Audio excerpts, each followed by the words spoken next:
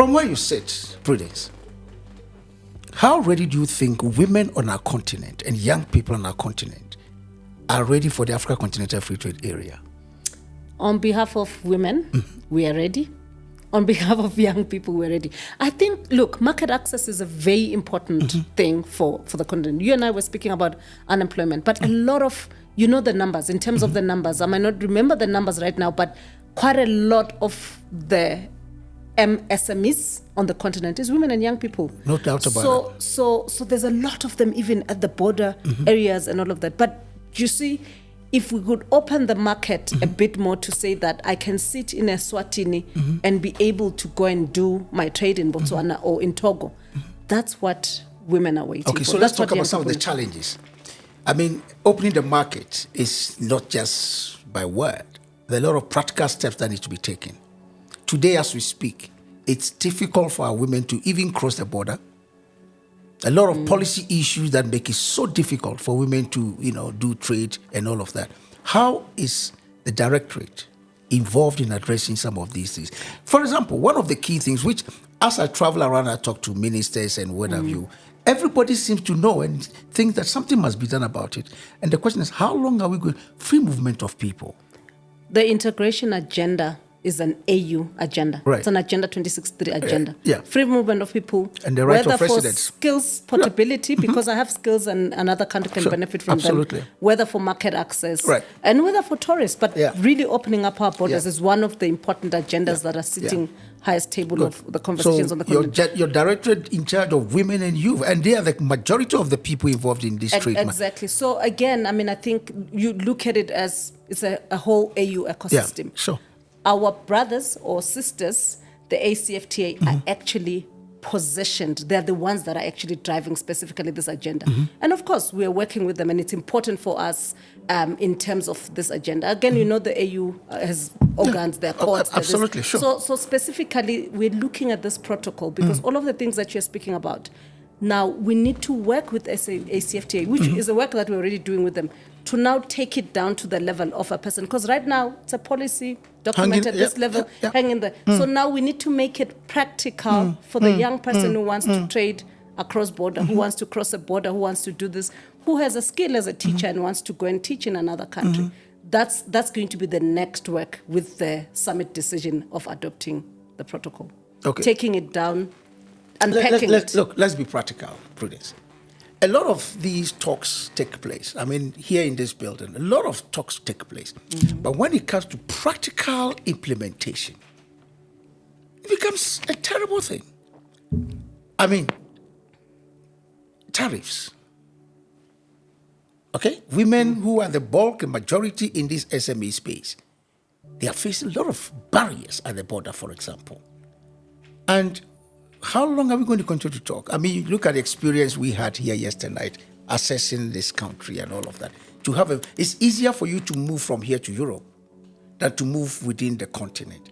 And you cannot talk of AfCFTA without the movement of people. And I'm not saying your director is in charge of, yes, the secretary, we are working with them and all of that, but you are in charge of women, and your women and the young people are the majority in trade, especially in the informal sector. The last time I came to meet Mr. Muchanga, we talked about the AU passport. He said we've started with the laissez-passer, which enables businesses that have presence in 12 countries to have access. And I asked him, how many women and young people can have presence in 12 countries for us to have a laissez? But of course, it's a good initiative, safe step in the right direction. But the question is, you as the director of the Directorate of Women, Gender and Youth, when you meet Madam Kelly, the General Secretary and all of that, and the ministers, what do you tell them? When are you guys going to open up? I wish I could tell them like that. You should. But let me tell you that I think in the beginning we were speaking about frustrations and things moving a bit slow and all of that. Yes. It's frustrating, right? Yeah. So, but also it's being in this space and multilateralism. It's a space that says allow a lot of things to happen and a lot of engagement from different players. And I want to make an example of one of the challenges you spoke about, tariffs. Yeah.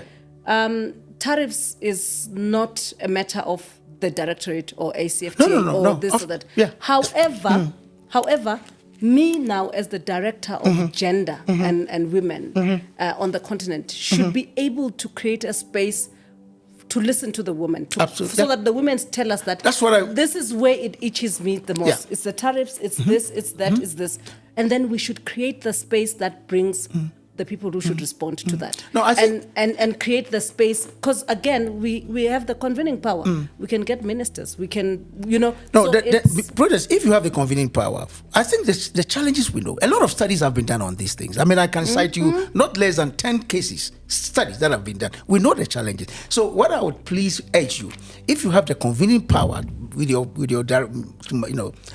commissioner for trade, well, let's move faster, because it is militating against the progress of the AfCFTA. Yes. No, so let me also say that we are moving faster. This time, not slow. So we are moving. Yeah. Let me say we're not moving. Let me not say we're moving faster. Yeah. Let me say we're moving. Yeah. Because again, landmark, and I was speaking to you, there's been one of the conversations you're speaking to, quite a number of conversations. There is a process that led to the protocol that got adopted. Yes. But let's also focus on that. So how do we turn this now into something that will touch the lives of a young girl in Kumasi or a young man somewhere else? Kampala. In Kampala. So that's where the conversation is right now. But I think we'll be making a mistake to make it seem like there's nothing that's happening. Oh, no. I don't think that there's any African today who thinks that nothing is being done. At least we've seen the last couple of months, a lot of countries, for example, even opening up their borders. Actually, except Kenya, who said free visa, but it's not free visa. I told them, I just came back from Kenya interviewing the CEO of the National Youth Council, and we talked about that. You say free border to the whole world, only for you to get to the border is you have to pay $35, which is not free. In a sense, it's a sham. Okay? But the study we are told is that it's part of the teething problems that will be dealt with, which is okay.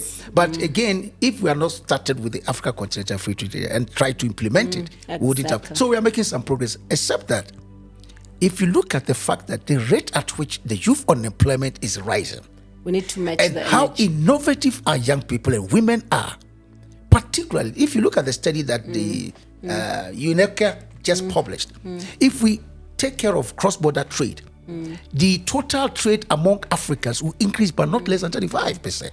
So what are we waiting for? I like that you said that, because again, we've been testing quite a few things with the young people in the past few years. I'll tell you about this initiative that we are running with Trace. Right.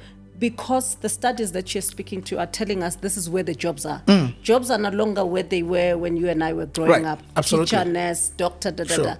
Young people want to be influencers. Young people want to be DJs. Young people want to be this.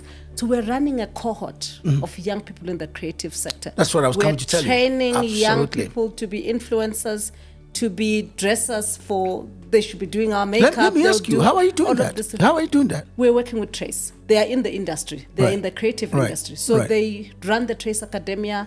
It has a number of courses based on this place where the new jobs are. How to write a script, how to mix music, we're working with them and we're testing. We want to go into the field and do that. And you'll be surprised. We did a call to young people to say who would be interested in this sort of things. The number of applications that we're receiving. Are you getting the support of member countries? We are going to member countries. Of course. I mean, look, it's the young people come from the member countries. Now, we will need to move that to a certain policy conversation that says, if I come with a certificate as an influencer, it should be a certificate that is recognized. It should be a certificate that is, because that's where the jobs are now. Absolutely. Yeah, so that's a new area. I'm saying this because you're speaking about innovation and you're speaking about what are we doing? Are we doing something? There's another cohort that is run by our sister department, Commissioner Mchanga's department, on a cohort of women in agro processing. Wonderful. And again, we're doing the same thing. We're saying, can we take a cohort of women through the entire value chain, skill them, help them to brand their business, help them to market their business, bring mentors to them, grant them, give them some kind of money to start and run with it. Interesting.